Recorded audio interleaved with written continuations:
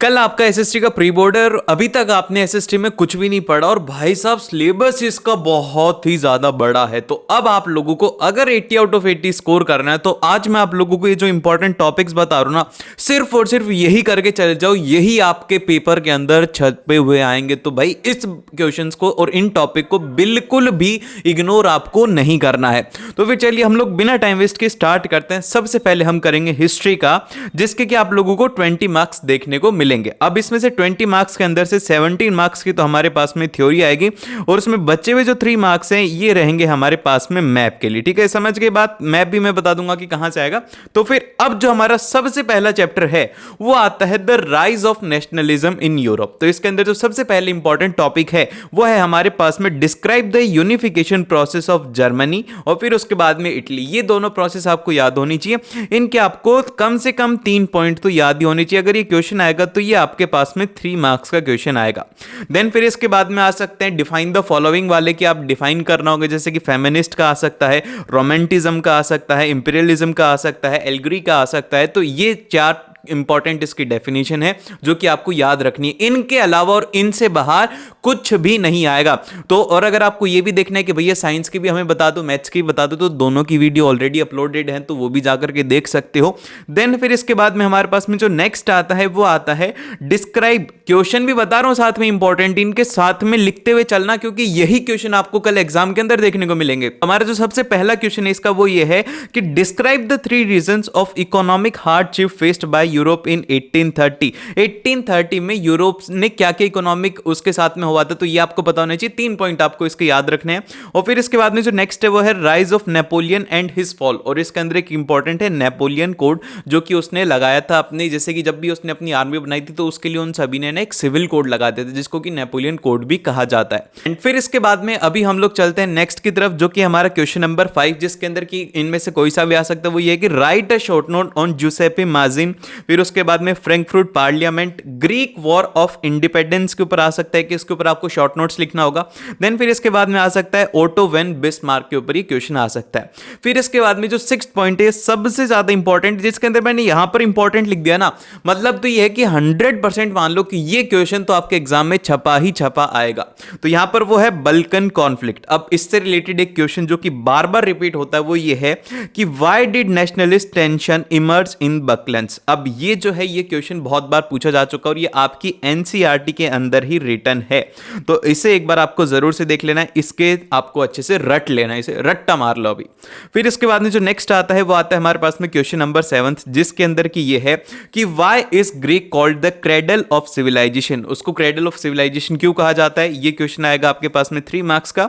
Then फिर इसके बाद में जो नेक्स्ट क्वेश्चन है वो है हमारा एनसीईआरटी बेस्ड क्वेश्चन है, जिसमें कि हमसे कहा गया है कि what steps did the French revolutionaries take to create a sense of collective identity among the French peoples. ये एनसीईआरटी के आपके पीछे वाले क्वेश्चन है ना, उनमें से एक क्वेश्चन है और ये एक इंपॉर्टेंट क्वेश्चन है।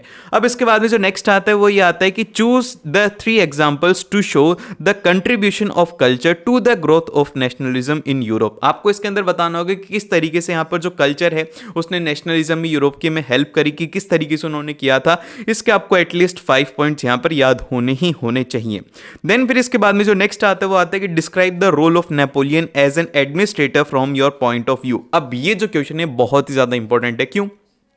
क्योंकि इसके अंदर आपसे कहा गया है आपका पॉइंट ऑफ व्यू बताइए। तो अगर आप फेवर के अंदर हो तो आप उसके फेवर में क्यों हो, और अगर आप उसके अगेंस्ट में हो तो आप उसके अगेंस्ट में क्यों हो। ये क्वेश्चन को आपको ट्रिक कर दिया जाएगा, आपको कंफ्यूज करने के लिए यहां पर ट्रिक कर दिया जाएगा कि भाई साहब क्या है ये। ठीक है, समझ रहे हो? तो इसीलिए आपको इसको ध्यान से समझना होगा। आपको बस सिर्फ और सिर्फ एक पॉजिटिव साइड ऑफ नेपोलियन आपको रख देनी है कि एज एडमिनिस्ट्रेटर वो बहुत ही ज्यादा अच्छा था, तो आप उसको लेकर के उसके कुछ कुछ पॉइंट बता सकते हो।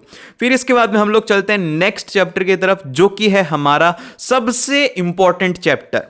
इसके अंदर अगर कोई इंपॉर्टेंट चैप्टर है ना सबसे ज्यादा, तो वह है हमारा नेशनलिज्म इन इंडिया, क्योंकि ये इकलौता चैप्टर आपके 10 से 12 मार्क्स दिला देगा। तो इस चैप्टर को तो आपको पूरा पूरा पढ़ ही लेना है। ठीक है, अब इसके बाद में सबसे पहले हमारे पास में कि आपको कुछ कुछ डिफाइन करना होगा, डेफिनेशन याद रखनी होंगी। सबसे पहली डेफिनेशन है सत्याग्रह, कि सत्याग्रह क्या होता है। फिर इसके बाद में रॉलेट एक्ट, नेशनलिज्म, आपको पता होना चाहिए सब क्या है। और एसएसटी की एक खास बात यह है कि आप इसके अंदर ना अपने वर्ड्स के अंदर भी लिख सकते हो, ऑन वर्ड्स के अंदर भी आप अगर कुछ भी लिखोगे ना तो आपको इसमें मार्क्स मिलते हैं, लेकिन वो सही होना चाहिए। जैसे कि अब रॉलेट एक्ट है, आपको पता होना चाहिए कि जो रॉलेट एक्ट है ये है यहाँ पर पॉलिटिकल पार्टीज से रिलेटेड है। पॉलिटिकल जो लीडर्स हैं उनको है ना, जो भी ब्रिटिश गवर्नमेंट थी वो उनकी जो भी जैसे कि कैंपेन होते थे उनको रोक करके जेल के अंदर डाल सकती थी 2 साल के लिए। तो यहाँ पर एक इंपॉर्टेंट बात है वो है ब्रिटिश गवर्नमेंट की, ठीक है।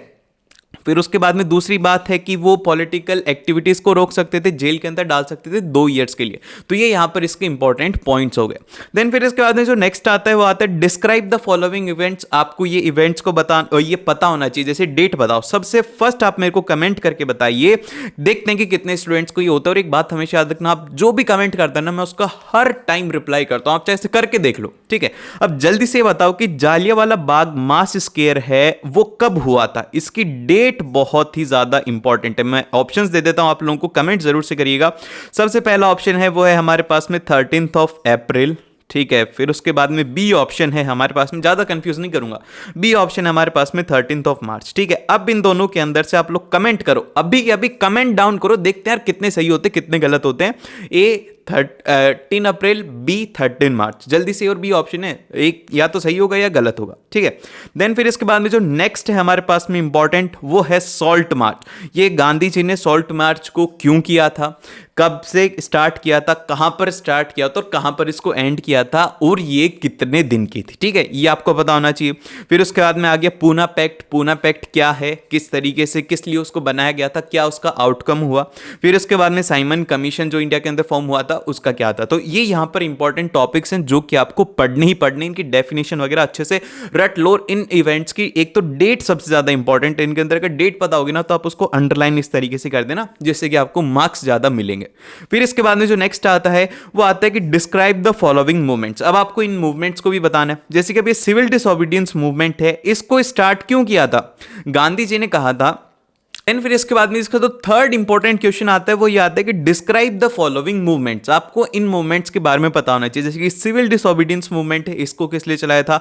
नॉन कॉर्पोरेशन मूवमेंट है, इसको किस लिए चलाया था। अब नॉन कॉर्पोरेशन मूवमेंट जो था इसके पीछे गांधी जी की क्या थिंकिंग की थी, ये भी क्वेश्चन आ सकता है कि what was the thinking of Gandhi ji behind the non corporation movement. तो आप इसके अंदर बोलोगे कि भाई साहब गांधी जी का मानना यह था कि ये जो अंग्रेज हमारे ऊपर राज कर रहे हैं ये सिर्फ और सिर्फ हमारे कॉर्पोरेशन की वजह से राज करें। अगर हम आज ही इनके साथ में कॉर्पोरेट करना बंद कर दें तो ये इनका जो साम्राज्य है वो कोलैप्स हो जाएगा, जो कि एक हद तक सही बात थी और यही हुआ। तो ये हो गया नॉन कॉर्पोरेशन मूवमेंट का। अब इसको बंद क्यों किया गया ये भी आपको पता होना चाहिए, स्टार्ट क्यों किया गया था, इसके पीछे की थिंकिंग क्या थी ये आपको पता होना चाहिए। एज ए स्टोरी आप इसको याद रखो। फिर उसके बाद में इसी तरीके से खिलाफत मूवमेंट। खिलाफत मूवमेंट इसलिए हुआ था क्योंकि वहां के जो उनके खलीफा थे वो हार गए थे, तो उनको लग रहा था ये क्या हुआ था, ये जो खिलाफत मूवमेंट था ये पूरा पूरा इसीलिए हुआ था क्योंकि जो ऑटोमन एम्परर थे उनके जो फॉलोअर्स थे उनको ये लग रहा था कि अब ये हार गए ना, इनके साथ में ना अच्छा व्यवहार नहीं होगा। तो इसीलिए सारी की सारी मुस्लिम कम्युनिटी एक साथ आई थी और उन्होंने मिल करके खिलाफत कमेटी बनाई थी, मतलब कमेटी बनाई थी, उससे खिलाफत मूवमेंट स्टार्ट हुआ था ऑल ओवर वर्ल्ड में, ठीक है। ये इंडिया के अंदर नहीं था, सबसे पहली बात ये याद रखने की, इंडिया के अंदर नहीं था, ये ऑल ओवर वर्ल्ड में था, ठीक है। देन फिर इसके बाद में जो नेक्स्ट आता है वो आता है कि first world war helped in the growth of nationalism in India, justify the statement, कि किस तरीके से जो फर्स्ट वर्ल्ड वॉर था उसने इंडिया को हेल्प करी थी, ये आपको बताना होगा। मतलब जस्टिफाई का मतलब करने का होता है कि आप उसके बारे में एक्सप्लेन कीजिए कि उसके क्या क्या इंपैक्ट हुए थे। फिर इसके बाद में जो नेक्स्ट आता है कि why the non corporation movement was not successful according to Gandhi ji. Gandhi ji का according non corporation movement successful क्यों नहीं था, इसलिए नहीं था क्योंकि वहां पर कुछ ऐसे, जैसे कि गांधी जी का मानना यह था कि अगर आपको जीतना है तो आपको ना हथियार उठाने की जरूरत नहीं है, लेकिन नॉन कॉर्पोरेशन मूवमेंट में ऐसा नहीं हुआ था। नॉन कॉर्पोरेशन मूवमेंट के अंदर हथियार उठा लिए गए थे, वॉयलेंस हो गया था, तो इसीलिए गांधी जी ने बोला कि अभी हम लोग इसके लिए रेडी नहीं है, तो हम लोग कोई और मूवमेंट उसके अंदर लॉन्च करेंगे, ये बात हुई थी। फिर इसके बाद में नेक्स्ट आता है कि describe the role of rural and urban class in the civil disobedience movement. अब आप इसके अंदर ये बता सकते हो कि भाई साहब जो अर्बन क्लास थी उन्होंने इस तरीके से किया कि जो स्टूडेंट्स थे उन्होंने स्कूल जाना बंद कर दिया, जो लॉयर्स थे उन्होंने उन्होंने कोर्ट जाना बंद कर दिया, जितने भी गवर्नमेंट ऑफिसर्स थे उन्होंने अपने हर एक जगह पर छोड़ दी, जिससे क्या ना वो है ना इसमें हेल्प कर पाए। जैसे कि एक तरीके से आप ये बोल सकते हो कि उनके साथ में कॉर्पोरेट नहीं करते, जितनी भी गवर्नमेंट ऑर्गेनाइजेशंस थी उनको छोड़ दिया। अब ये तो हुआ, लेकिन उससे के साथ में क्या होता है कि ये मूवमेंट चलता नहीं है। इसलिए नहीं चलता क्योंकि जो अर्बन क्लास की वजह से ये नहीं चल पाता, क्योंकि जो जितनी भी गवर्नमेंट बॉडीज थी वो सिर्फ और सिर्फ ब्रिटिश की थी, और ना इंडियंस के पास में, जैसे कि उस टाइम के ऊपर इंडिया के पास में खुद के स्कूल्स भी नहीं थे, ब्रिटिश के पास में थे, तो हमें हार करके उनके पास ही जाना पड़ा था। क्योंकि हमारे पास में जो शहर में रहते हैं उनको पता होगा कि ना आपको है ना एक इनकम जरूर से चाहिए होती है। अब जैसे कि आपने छोड़ दिया तो आपके पास में इनकम नहीं है, तो आप सस्टेन किस तरीके से करोगे? तो ये एक सबसे बड़ा ड्रॉबैक था, जिस वजह से क्या हुआ कि जो अर्बन क्लास है उसी की वजह से यहाँ पर ये जो हमारा मूवमेंट है ये स्लो हो गया था और एक तरीके से बंद भी हो गया था। फिर इसके बाद में नेक्स्ट आता है, वो आता है सत्याग्रह।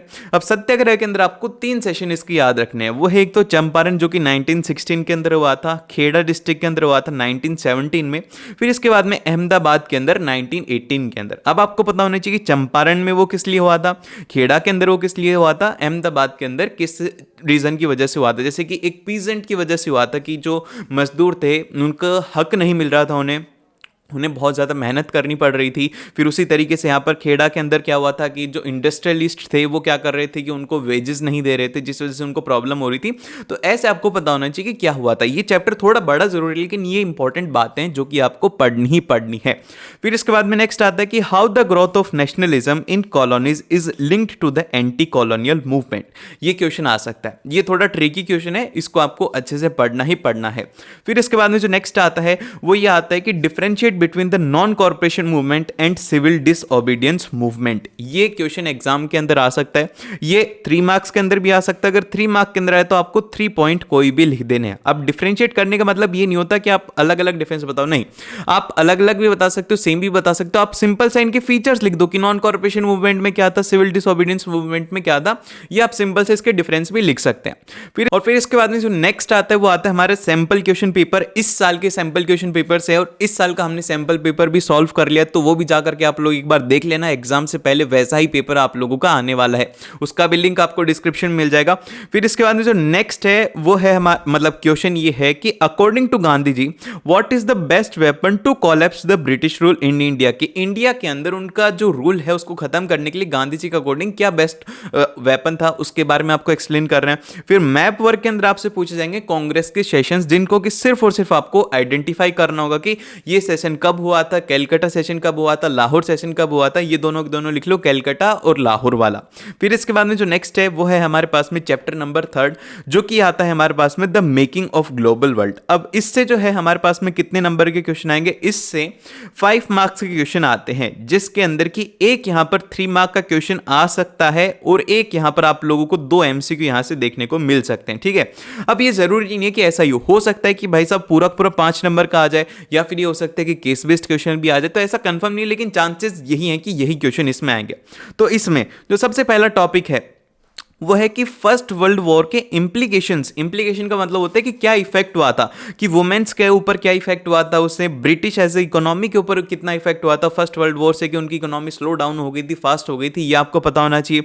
देन फिर इसके बाद में नेक्स्ट आता है कि consequences of great economic depression, की जो ग्रेट इकोनॉमिक डिप्रेशन हुआ था उसकी वजह से यूरोप के ऊपर क्या फर्क पड़ा और इंडिया के ऊपर क्या फर्क पड़ा। इंडिया वाली जितनी भी बातें मैं कर रहा हूं ना, ज्यादातर डिस्कशन नहीं है इन चैप्टरों के अंदर, लेकिन जिसमें भी डिस्कशन है वो सब इंपॉर्टेंट है, और यही इंडिया का रिलेटेड क्वेश्चन छपा हुआ आता है एग्जाम के अंदर। ठीक है, तो ये आपको अच्छे से पढ़ना है भैया, इंडिया के बारे में पढ़ो, तुम इंडिया के बारे में जानो कि भाई इंडिया किस तरीके से था, इंडिया के अंदर किस तरीके से रूल किया जाता था, तो तुम्हें बहुत ज्यादा अच्छा भी लगेगा और तुम्हें पता भी लगेगा कि भाई साहब हमें जो आजादी मिली है इसके पीछे कितना संघर्ष था। ठीक है, फिर इसके बाद जो नेक्स्ट है वो है आपके पास में कॉर्न लॉ हो गया, ओपियम ट्रेड हो गया, सिल्क रूट हो गया, इनकी आपको डेफिनेशन पता होनी चाहिए कि ये क्या थे, इनके बारे में आपको एटलीस्ट 2-2 पॉइंट तो पता ही होने चाहिए। अब फिर इसके बाद में हमारे पास में जो नेक्स्ट आता है वो आता है डेफिनेशन से, जो कि आपको पता होने चाहिए इस चैप्टर के अंदर। कॉर्न लॉ क्या होता है, ओपियम ट्रेड क्या था, सिल्क रूट क्या था, इन सभी की आपको डेफिनेशन पता होना चाहिए। एटलीस्ट आपको इनके बारे में 2-2 पॉइंट तो याद ही रखने हैं।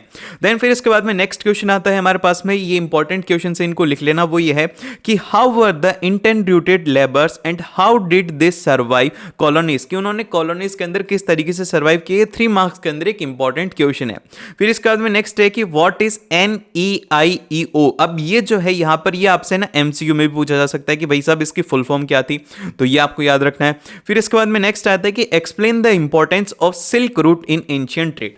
ये बहुत बार क्वेश्चन है, अगर टीचर को आसान क्वेश्चन देना होगा तो वो सिंपल से यही पूछेगा कि आप लोग इंपॉर्टेंस ही बता दो, तो ये 3 मार्क के अंदर आपसे क्वेश्चन पूछा जा सकता है। फिर इसके बाद में जो नेक्स्ट है हमारे पास में वो ये है कि how the global transfer of disease in the pre modern world help in the colonisation of Americans. कि अमेरिकन्स को किस तरीके से जो डिजीज थी उन्होंने हेल्प करी थी, कि क्या उनसे उनको फायदा हुआ था, तो ये सब आपको इसके अंदर बताना है। फिर इसके बाद में नेक्स्ट है ये है कि disease travel with the trade and justify the statement. अब ऐसा नहीं आकर के कुछ भी आ सकता है, इसके अंदर ये भी आ सकता है कि how the disease travel the with the trade explain with your and फिर इसके बाद में अगला क्वेश्चन आता है जो कि है हमारे पास में disease travelled with the trade and justify the statement. अब आपको सिंपल से इसके अंदर ये बताना होगा कि डिजीज किस तरीके से ट्रेड के साथ में फैलती थी। अब आप खुद मान करके देखो कि आप ट्रेड करने के लिए किसी और कंट्री के अंदर जा रहे हो और उसके अंदर ऑलरेडी एक बीमारी फैल रही है, तो चांसेस ये हैं कि आप भी वहां पर जाकर के बीमार हो जाओगे, और अगर आप बीमार हो गए तो फिर आप अपनी कंट्री के अंदर आओगे तो वहां के लोगों को भी आप इफेक्ट करोगे। तो इस तरीके से ट्रेड से होता था, तो आपको इसके बारे में इसके क्वेश्चंस और इसको अच्छे से पढ़ना है। फिर इसके बाद में जो अगला चैप्टर है वो है द एज ऑफ इंडस्ट्रियलाइजेशन। आपको नहीं पढ़ना है, ये आपके प्री बोर्ड्स के अंदर प्री बोर्ड्स के अंदर नहीं आएगा, और इससे पहले एंड फिर इसके बाद में जो अगला चैप्टर आता है वो आता है हमारे पास में द एज ऑफ इंडस्ट्रियलाइजेशन। अब ये आपके सिलेबस के अंदर नहीं, यूनिट टेस्ट वगैरह के अंदर आना था, ये आ गया, और उसके अलावा एक क्वेश्चन नहीं पूछे जाएंगे इस चैप्टर से।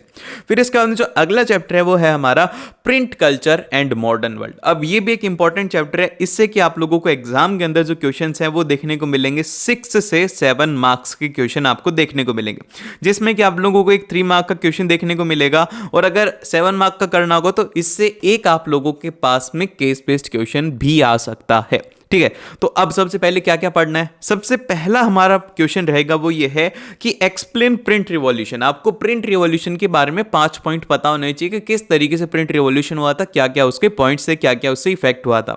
फिर इसके बाद नेक्स्ट आता है इंडियन मैन्यूस्क्रिप्ट। इंडियन मैन्यूस्क्रिप्ट के क्या प्रोस थे, क्या उसके कॉन्स थे, एडवांटेज और डिसएडवांटेज आपको पता होना चाहिए, बहुत ही ज्यादा इंपॉर्टेंट है। सीधी डेफिनेशन भी आ सकती है कि व्हाट इज इंडियन मैन्यूस्क्रिप्ट, या फिर ये आ सकता है कि what are the advantage of Indian manuscript. ठीक है, तो ये क्वेश्चन आ सकते हैं इससे।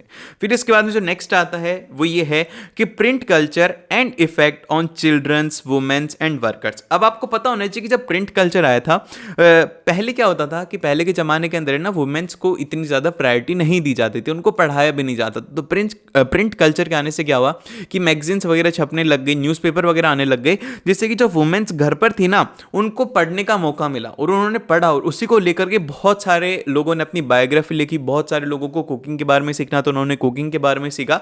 तो ये सब प्रिंट कल्चर से हुआ था, तो इस तरीके से आपको इसको एक्सप्लेन करना होगा। फिर इसके बाद में जो नेक्स्ट है वो है वर्नाकुलर प्रेस एक्ट। ये आपको पता होना चाहिए कि ये क्या था, क्यों इसको स्टार्ट किया था। फिर उसके बाद में नेक्स्ट आता है वो आता है ग्यूटेनबर्ग प्रेस के बारे में आपको पता होना चाहिए कि ये कौन सी प्रेस थी, कहाँ पर थी, क्यों इसको स्टैब्लिश किया गया था। देन फिर इसके बाद में नेक्स्ट क्वेश्चन आता है वो ये आता है कि how print culture impact on the social life of women in India. कि इंडिया के अंदर किस तरीके से जो प्रिंट कल्चर था उसने इंडियन वुमेन की लाइफ को इफेक्ट किया था। देन फिर नेक्स्ट आता है कि how the print involve in the religious reform and the debates in India. ये वाला एक इंपॉर्टेंट क्वेश्चन है, ये शायद आप लोगों के सैंपल क्वेश्चन पेपर के अंदर भी इस साल आया था, तो ये क्वेश्चन एक बार अच्छे से आपको देख करके जाना। जो भी मैं बता रहा हूं ना कि इस साल के सैंपल पेपर में आया था, तो बहुत ज्यादा चांसेस है कि आपके पेपर में आ सकता है। और फिर इसके बाद में जो अगला क्वेश्चन आता है वो आता है हमारे पास में कि how the mechanical print came to China. कि चाइना के अंदर मैकेनिकल प्रिंट किस तरीके से आई थी। फिर इसके बाद में आता है कि what is the role of print in French revolution के अंदर किस तरीके से उन्होंने हेल्प किया था। देखो, एक जो फ्रेंच रिवॉल्यूशन था, जितने भी रिवॉल्यूशन थे ना, पहले के टाइम में इंटरनेट नहीं था, तो क्या होता था कि जो भी मीडिया थी ना उसको कंट्रोल किया जाता था, और उसके अंदर सभी, खास करके मैं आपको नेपोलियन की बताता हूं। नेपोलियन इतना ज्यादा आप लोग बोल सकते हो कि चतुर था कि वो क्या करता था कि न्यूज़पेपर के अंदर, जैसे कि ये न्यूज़ है तो आज इसके अंदर ना पूरा अपने बारे में लिखवा देता था, अपने बचपन की स्टोरी लिखवा देता कि वो कितना ज्यादा बहादुर था, जिससे कि क्या होगी लोगों के दिमाग के अंदर ये बने कि भाई साहब ये तो बहुत ही ज्यादा एक हमारा अच्छा लीडर है, ठीक है। अपनी एक पॉजिटिव इमेज बनाने के लिए वो न्यूज़पेपर के अंदर वही वही चीज प्रिंट करता था। और अगर कोई भी वॉर हो रही थी तो उसको पूरे पूरे, जैसे कि 20 पेजों का अगर पेपर है तो उसके अंदर 8 से 10 पेजों के अंदर सिर्फ और सिर्फ युद्ध के बारे में लिखता था कि किस तरीके से वॉर हुआ, किस तरीके से उन्होंने टेक ओवर किया उसको। तो बस अपनी पॉजिटिव साइड ही वो लोगों को दिखाते थे, जिससे कि लोगों का ब्रेन वॉश आसानी से किया जा सके। एंड फिर इसके बाद में जो हमारे पास में अगला क्वेश्चन आता है वो ये आता है कि why Gandhi ji said that fight for swaraj is fight for liberty of speech. कि भैया ये बताओ कि फाइट फॉर जो स्वराज है, हम लोग जो हमारे स्वराज के लिए लड़ रहे हैं, वो किस तरीके से लिबर्टी ऑफ स्पीच के लिए है। ये क्वेश्चन थे और ये इंपॉर्टेंट क्वेश्चन थे, आपको इनको हिस्ट्री के अंदर रट लेना और यहीं पर ही हमारा हिस्ट्री का गेम ओवर होता है। 20 नंबर आपके पक्के कल एग्जाम के अंदर। अब अगले जो 20 नंबर हैं वो हम लोग निकालने वाले हैं ज्योग्राफी से। अब ज्योग्राफी के अंदर है ना, मैं बता देता हूं पहले आपको। एक तो इसके अंदर डेफिनेशन बहुत ही ज्यादा अच्छे तरीके से याद रखनी है, ठीक है, डेफिनेशन याद रखनी है। और इसके अंदर दूसरा है डेटा। इन दोनों चीजों के अलावा पेपर में कुछ भी नहीं आएगा, कुछ भी नहीं आएगा आपके एग्जाम के अंदर। तो सबसे पहले जो हमारा चैप्टर है वो है रिसोर्सेज एंड डेवलपमेंट। अब इसके अंदर क्या क्या इंपॉर्टेंट चीजें हैं, दो चीजें इंपॉर्टेंट है। एक तो है अर्थ समिट वाला, और फिर इसके बाद में एक है एजेंडा 21। ये दो इसके अंदर इंपॉर्टेंट पॉइंट हैं। फिर इसके बाद में डेफिनेशन किस किस की इंपॉर्टेंट है, इन तीन के अलावा कोई भी डेफिनेशन नहीं पूछी जाती। सबसे पहली सस्टेनेबल डेवलपमेंट, बार बार यही पूछते हैं कि सस्टेनेबल डेवलपमेंट क्या है, किस तरीके से उसको हमारे इन्वायरमेंट को हेल्प करता है। दूसरा यह है कि सॉइल इरोजन। फिर उसके बाद में तीसरा है कि रियो डी जेनरियो। देखा, एग्जाम के अंदर ये नहीं आएगा।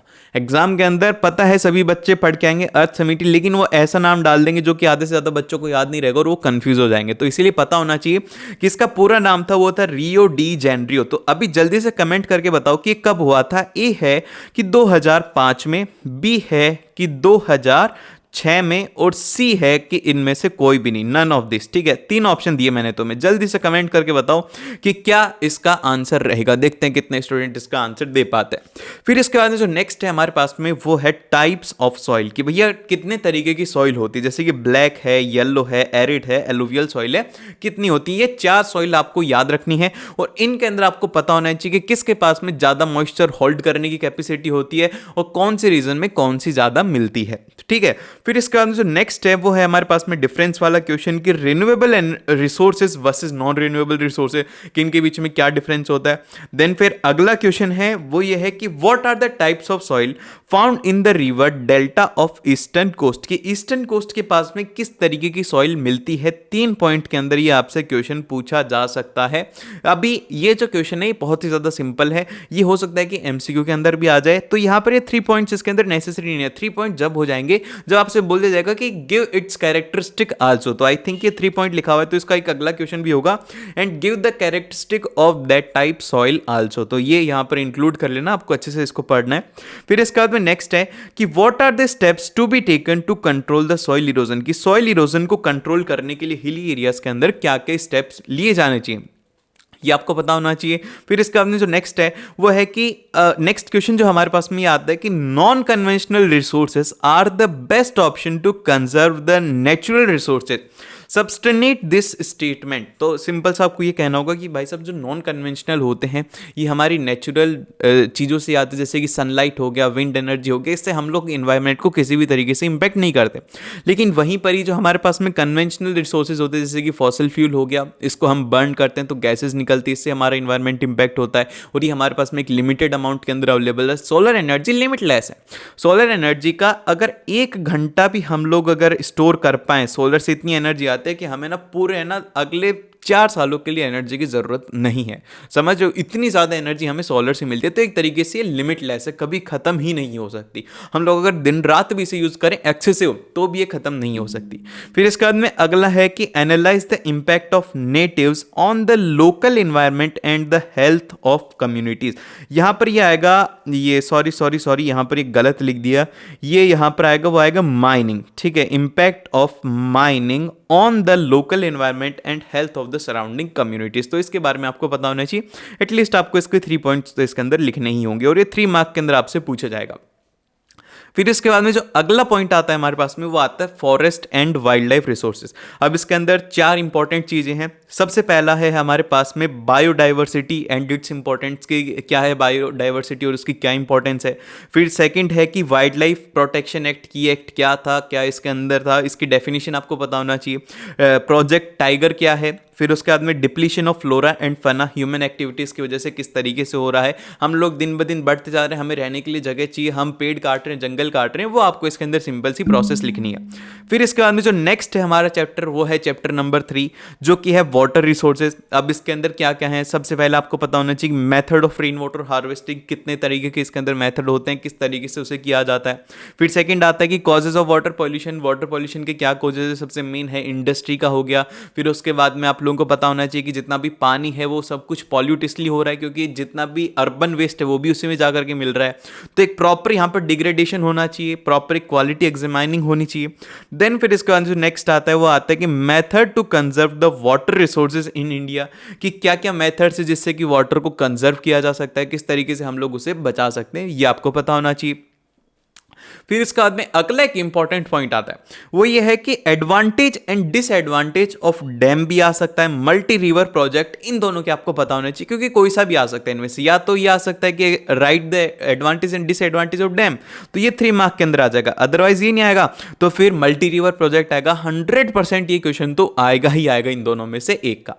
फिर इसके बाद में जो हमारे पास में नेक्स्ट है कि reason for the water crisis faced by Maharashtra and solution to overcome. अब ये जो है ये आपके सैंपल क्वेश्चन पेपर के अंदर भी था, उसके अंदर इस तरीके से था कि महाराष्ट्र के अंदर सबसे ज्यादा बारिश होती है, महाराष्ट्र जो स्टेट है उसके अंदर सबसे ज्यादा बारिश होती है, लेकिन फिर भी ऐसा क्यों है कि वहां के लोगों के पास में वाटर क्राइसिस रहते हैं, उनके पास में पानी सफिशिएंट नहीं होता, ऐसा क्यों है ये आपको इसमें एक्सप्लेन करना था।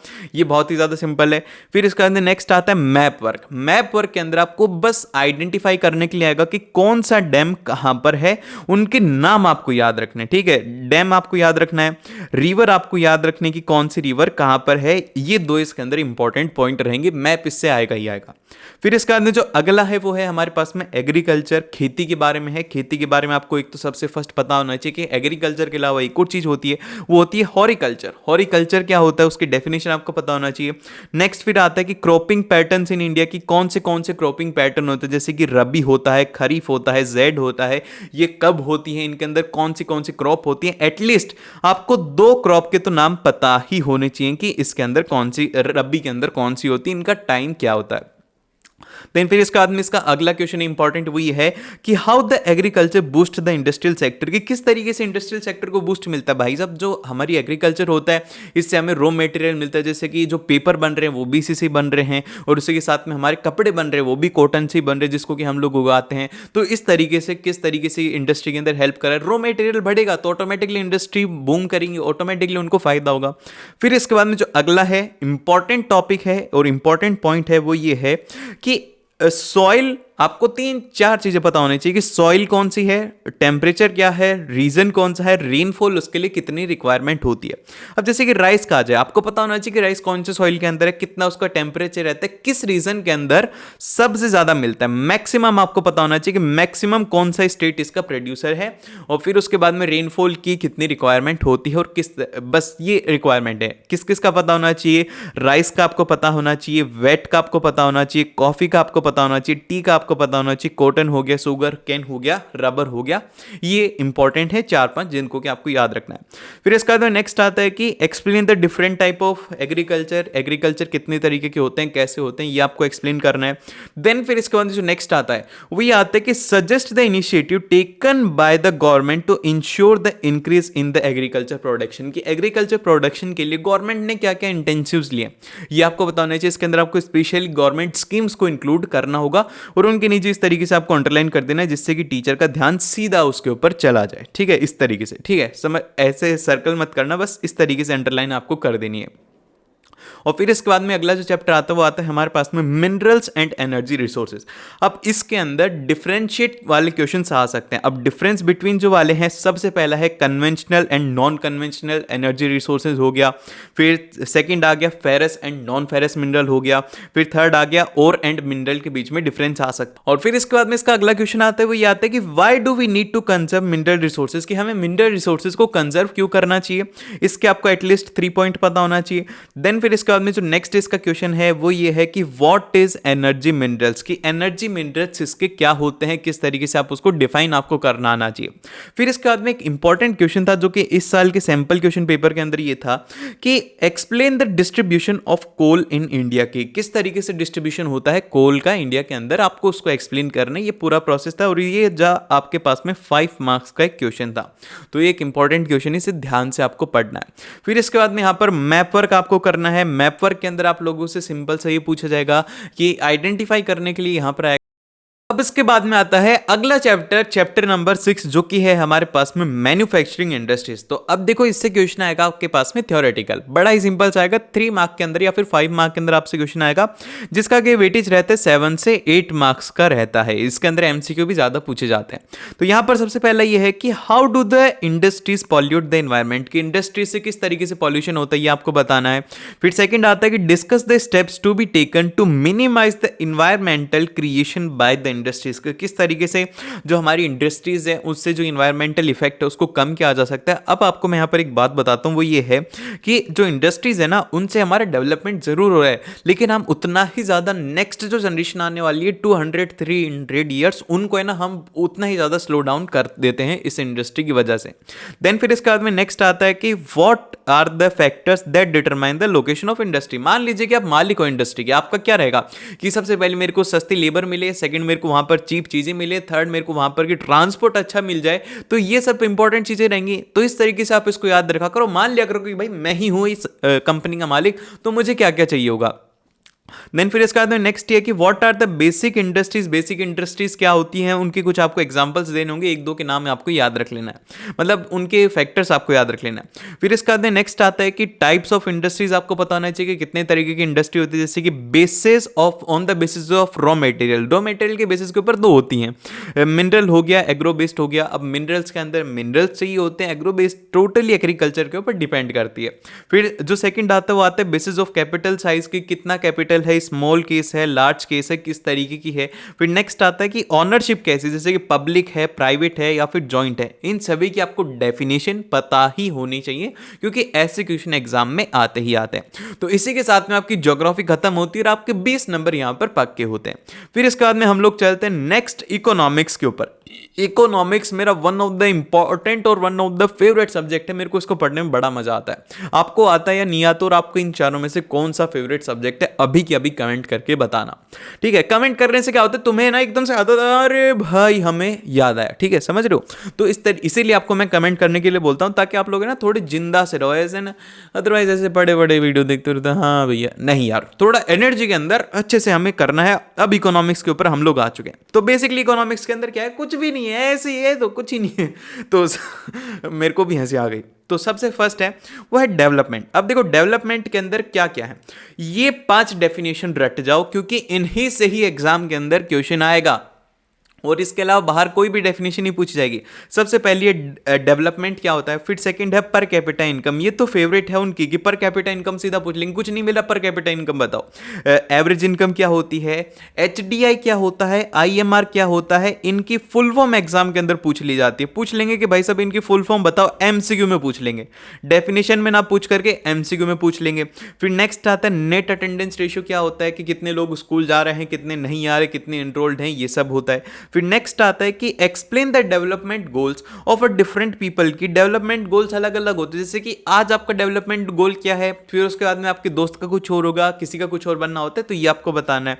फिर नेक्स्ट है कि डिफाइन, ये जरूर से आप याद रखना कि define the developing and under developing countries. अब हमारी जो इंडिया है वो है अंडर डेवलपिंग, और जो डेवलप्ड कंट्रीज होती हैं जैसे कि यूएसए वो डेवलप्ड है, लेकिन हम थोड़े टाइम के अंदर उनसे भी आगे निकल जाएंगे, हम लोग डेवलप्ड हो जाने वाले हैं, अभी हम लोग अंडर डेवलप डेवलपिंग कंट्री हैं। फिर इसके बाद में जो नेक्स्ट आता है वो ये क्वेश्चन है कि why is the issue of sustainability important for the development, कि भैया ये सस्टेनेबिलिटी ज़रूरी क्यों है? इसलिए ज़रूरी है क्योंकि आज आपके पास में जितने भी रिसोर्सेज है अगर आज आप यूज़ ले लोगे तो फिर नेक्स्ट जनरेशन क्या करेगी? आज आपने अपने डेवलपमेंट के लिए मान लीजिए कि पूरा पूरा कोल आपने यूज़ में ले लिया, आपने कोई भी फॉसिल फ्यूल नहीं छोड़ा, तो फिर नेक्स्ट जनरेशन क्या करेगी? नेक्स्ट जनरेशन तांगा थोड़ी चलाएगी, ठीक है? तो इसलिए ये ज़रूरी होता है। फिर नेक्स्ट आता है कि explain the significance of per capita income, की पर कैपिटा इनकम क्यों ज़रूरी है, क्यों हमें इसे निकालना चाहिए और किस तरीके से ये हमारी कंट्री को इफेक्ट करता है। देन फिर इसका नेक्स्ट क्वेश्चन है, ये आता है कि इन व्हाट रेस्पेक्ट्स, रेस्पेक्ट आगे यहां पर आएगा aspects, aspects is the criteria used by UNDP for measuring the development of different from the one used by the other bank, कि भैया जो यूएनडीपी है उसका डेवलपमेंट का नापने का तरीका कैसे अलग है दूसरों से, ये आपको एक्सप्लेन करना है। ये 3 मार्क के अंदर इसी साल के सैंपल क्वेश्चन पेपर के अंदर आया था, तो वो सैंपल क्वेश्चन पेपर वाली फिर से वीडियो याद दिला रहा हूं कि वो एक बार जरूर से देख लेना। देन फिर इसके बाद में हमारे पास में जो नेक्स्ट चैप्टर आता है वो आता है सेक्टर ऑफ इंडियन इकोनॉमी, और इस चैप्टर से आप लोगों को 7 मार्क के क्वेश्चन देखने को मिलेंगे, और एक क्वेश्चन 100% मेरी गारंटी है लिख करके ले लो, 1000 रुपए की शर्त लगाती कि अगर उससे क्वेश्चन ये आए तो आप बोल देना भैया कि आप 1000 रुपीज पेटीएम कर दो, मैं उसी टाइम पे कर दूंगा। तो वो ये है कि टर्शरी जो सेक्टर है ना उससे 100% क्वेश्चन आएगा। ये फेवरेट होता है किसी का भी, अगर कुछ भी नहीं मिल रहा ना तो ये उठा के डाल दो, कुछ भी अगर टफ बनाना टर्शरी को घुसा दो बीच में, तो इससे रिलेटेड क्वेश्चन आएगा ही आएगा। तो यहां पर डिफाइन करना है आपको, सबसे पहले ये है कि अनएम्प्लॉयमेंट क्या होती है, बेरोजगारी के बारे में आपको बताना है।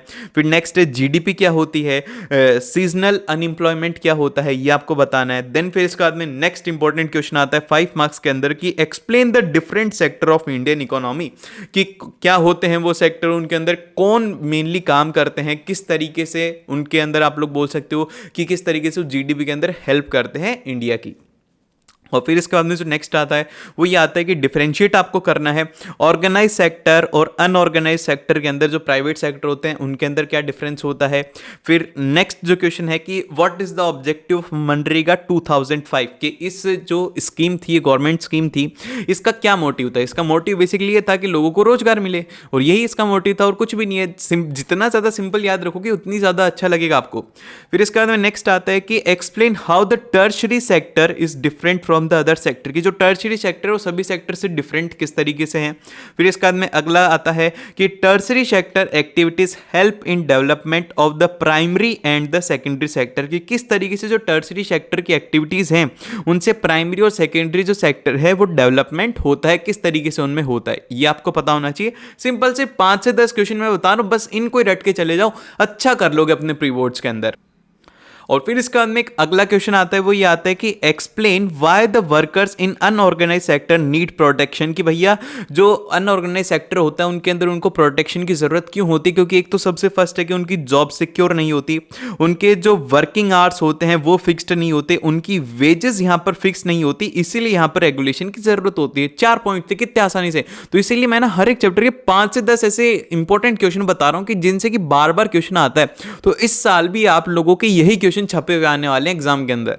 फिर इसके बाद में जो नेक्स्ट है वो है हमारे पास में मनी एंड क्रेडिट। अब मनी एंड क्रेडिट के अंदर आपके पास में 5 डेफिनेशन है। सबसे पहला बार्टर सिस्टम हो गया, फिर सेकंड हो गया डबल कोइंसिडेंस वांट हो गया, कोलेटरल सिक्योरिटी हो गया, चेक हो गया, फिर उसके बाद में सेल्फ हेल्प ग्रुप हो गया आपके पास में। ये 5 डेफिनेशन है जो कि आपको पता होना चाहिए। फिर अगला हमारा इंपॉर्टेंट क्वेश्चन है कि फंक्शन ऑफ आरबीआई। आरबीआई का काम क्या होता है? आरबीआई का सिंपल सा काम होता है कि जितने भी बैंक हैं उनको देखें कि वो अपना प्रॉफिट ही ना कमा रहे हो, गरीब लोगों को भी वो लोन दे रहे हो, ये काम होता है। देखो मेरे को अभी ये सब चीजें बहुत ही ज्यादा सिंपल याद है क्योंकि मैं इनको सिंप्लीफाई कर देता हूँ। और मैंने इनफैक्ट अगर आपको रिवीजन करना हो तो मैं लास्ट ईयर की आपको वीडियो जरूर से सजेस्ट करूंगा।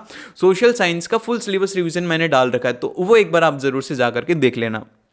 और फिर इसके बाद जो हमारे पास में नेक्स्ट आता है वो ये आता है कि difference between the formal and the informal sector of loan, कि भैया क्या डिफरेंस होता है फॉर्मल सेक्टर के अंदर और एक इनफॉर्मल सेक्टर के अंदर, ये आपको पता होना चाहिए।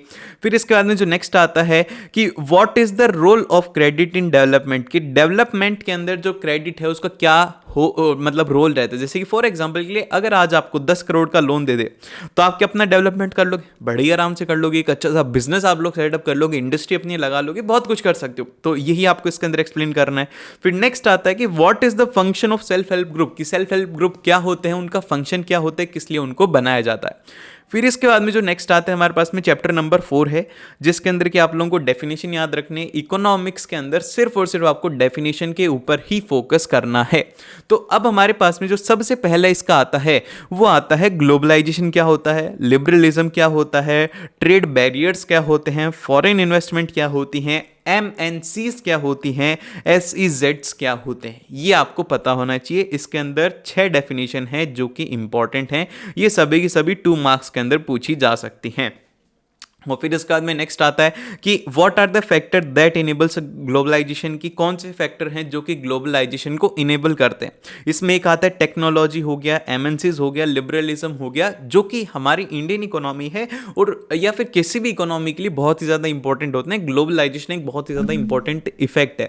2004 के अंदर नहीं, आई थिंक कि 1992 के अंदर एक ऐसी कंडीशन थी कि इंडिया के पास में सिर्फ और सिर्फ 15 दिन का पैसा था। कितने? 15 दिन का पैसा था। और अगर वो पैसा इंडिया के पास में अगर कहीं से लोन नहीं लेते, हमारे पास में पैसा नहीं आता, तो आज इंडिया बहुत ज़्यादा गरीब होता। लेकिन जो हमारे उस टाइम के ऊपर जो प्राइम मिनिस्टर थे वो थे मनमोहन सिंह जी। उन्होंने बहुत अच्छा किया था। 300 करोड़ का वर्ल्ड बैंक से लोन लिया था और उससे हमारी इंडियन जो इकोनॉमी है उसको बहुत ही ज़्यादा बूस्ट मिला था। अगर वो नहीं, उन्होंने ही देश को बचाया था एक तरीके से, आप ये बोल सकते हो। बस 15 दिन का पैसा था, उसके बाद में कुछ नहीं बचता। देन फिर इसके बाद में जो नेक्स्ट आता है वो आते हैं हमारे पास में इंपॉर्टेंट 3 क्वेश्चन है। सबसे पहला ये है कि what are the advantage and disadvantage of globalisation, कि क्या क्या इसके एडवांटेज हैं, क्या क्या इसके डिसएडवांटेज हैं। फिर नेक्स्ट आता है कि what were the reasons for putting barriers to the foreign trades and the foreign investment by the Indian government, कि हमारी इंडियन गवर्नमेंट ऐसा क्यों कर रही है कि टेस्ला को नहीं आने दे रही। क्योंकि इंडियन गवर्नमेंट का कहना यह है कि भाई साहब तू चतुर बहुत बन रहा है, तू चाइना से गाड़ी लाएगा और इंडिया के अंदर बेचेगा। इंडियन गवर्नमेंट ने बोला ऐसा नहीं है भाई, हमारे यहाँ पर ही काम करो, हमारे यहाँ पर ही बेचो। तो इस तरीके का टेस्ला के साथ में ऐसा हुआ था। लेकिन ये आपका आंसर नहीं रहेगा। आपको सिर्फ और सिर्फ पता होना चाहिए कि क्या होता है, मतलब क्या बैरियर्स लगाए जाते हैं, क्यों यहाँ पर लगाया जाता है, टैक्स क्यों लगाया जाता है। अगर आप बाहर से कोई भी गाड़ी इंपोर्ट करते हो तो आपसे उसके ऊपर 100% इंपोर्ट ड्यूटी चार्ज लिया जाता है। क्यों लिया जाता है? इसलिए लिया जाता है ताकि जो बाहर की चीज़ें वो सीधा इंडिया के अंदर आकर के इंडिया की इकोनॉमी को इफेक्ट ना करे। फिर इसके बाद में नेक्स्ट आता है कि how has the liberalism of a trade and the investment policies help the globalisation process, के किस तरीके से उन्होंने ग्लोबलाइजेशन को हेल्प किया है। एक ये भी यहाँ पर एक इंपॉर्टेंट पॉइंट है। तो यहाँ पर ही हमारी इकोनॉमिक्स खत्म होती है और 20 नंबर और पक्के अभी तक आप लोगों ने 60 नंबर बना लिए हैं। तो अब हमारे पास में जो बचे हुए 20 नंबर हैं वो आते हैं सिविक्स से। सिविक्स भाई साहब बहुत ही ज़्यादा एक इंपॉर्टेंट है और बहुत ही ज़्यादा बोरिंग भी है। तो इसीलिए मैंने कुछ भी नहीं किया ज़्यादा, इसके अंदर सिर्फ और सिर्फ क्वेश्चंस दिए हैं जो कि आप लोग ध्यान से सुन लेना, यही आपको पढ़ करके जाना है। सबसे पहला पावर शेयरिंग। पावर शेयरिंग के अंदर आपको सबसे पहले पता होना चाहिए जो पिरामिड स्कीम होती है पावर की, वो पता होना चाहिए। तो आपको यहाँ पर सबसे पहले देखना है, इंपॉर्टेंट है वो पिरामिड स्कीम। तो सबसे पहला क्वेश्चन है कि what are the different forms of a power sharing in modern democracy. Modern democracy के अंदर किस तरीके से पावर को शेयर किया जाता है। फिर नेक्स्ट आता है कि explain the accommodation in Belgium, कि बेल्जियम के अंदर एकोमोडेशन किस तरीके से हुआ था। आपको इसको 4 से 5 पॉइंट के अंदर एक्सप्लेन करना है। और ये जितने भी हैं ये सारे के सारे 3 मार्क के क्वेश्चन हैं हमारे पास में।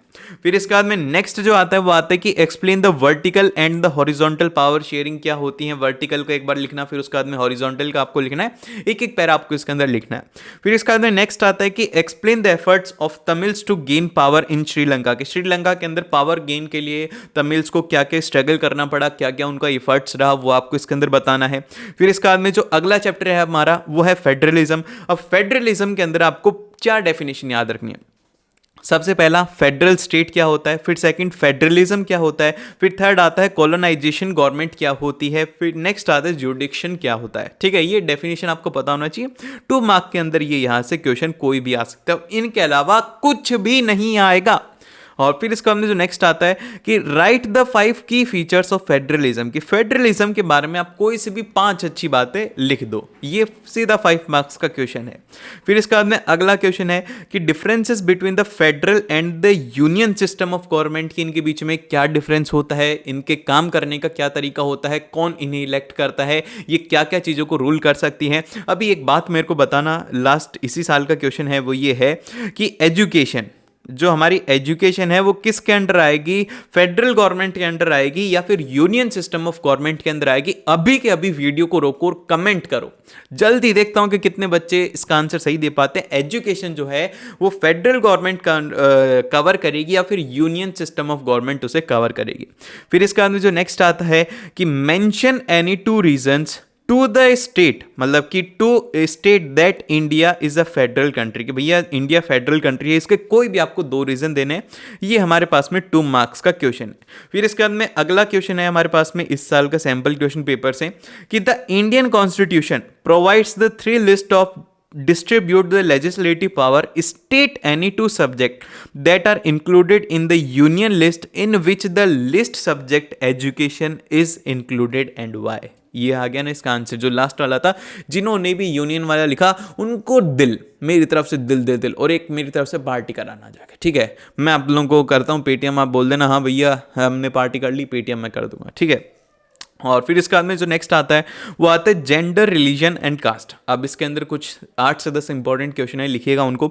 सबसे पहला ये है कि what makes India secular state, कि इंडिया एक सेकुलर स्टेट किस तरीके से है। तो भैया सेकुलर इसलिए है क्योंकि यहाँ पर हर एक जो धर्म है, हर एक जो भी कम्युनिटी है उसकी रेस्पेक्ट की जाती है, उसको इक्वल अपॉर्चुनिटी दी जाती है और हर कोई अपने यहाँ पर एक्सप्रेस कर सकता है, इसीलिए इंडिया एक। और फिर इसके बाद में अगला क्वेश्चन आता है, वो ये आता है कि mention the different aspects of life in which womens are discriminated in India, कि भैया कौन से ऐसे डिफरेंट एस्पेक्ट्स है जिसकी वजह से वुमेन को डिस्क्रिमिनेट किया जाता है। सबसे पहला एजुकेशन, उनको प्रॉपर नहीं प्रोवाइड करवाई जाती, ये कहा जाता है कि लड़का पढ़ लिख करके बनेगा, लड़की को नहीं पढ़ाया जाता।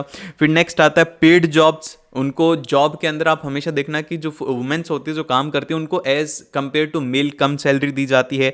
क्राइम के अंदर उनका थोड़ा ज़्यादा इन्वॉल्वमेंट, उनके ऊपर ज़्यादा क्राइम होते हैं, उनको कमज़ोर समझ के ज़्यादा लोग क्राइम करते हैं, लेकिन ऐसा करना नहीं चाहिए, ये होता है, ठीक है। ये आपको 3 से 4 पॉइंट है जो कि इसमें इंक्लूड करने क्वेश्चन से नहीं, अलग पार्ट है जो कि आप अपने आंसर में लिख सकते हो।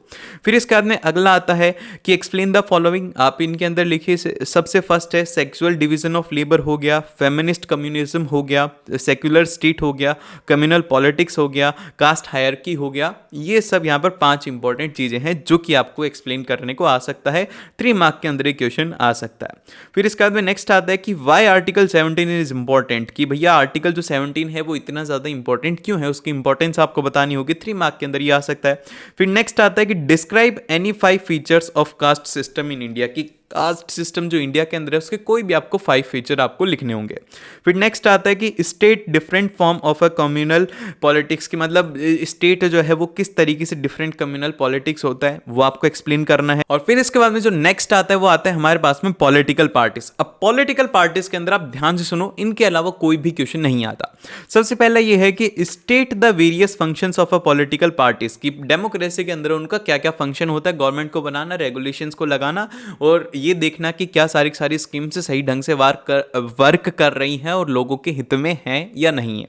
फिर नेक्स्ट आता है कि suggest some reforms to strengthen parties so that they can perform their function well, कि ऐसे आप कुछ बताइए जिससे कि जो पार्टीज हैं उनकी स्ट्रेंथ की जा सके और वो अच्छे तरीके से काम कर पाए।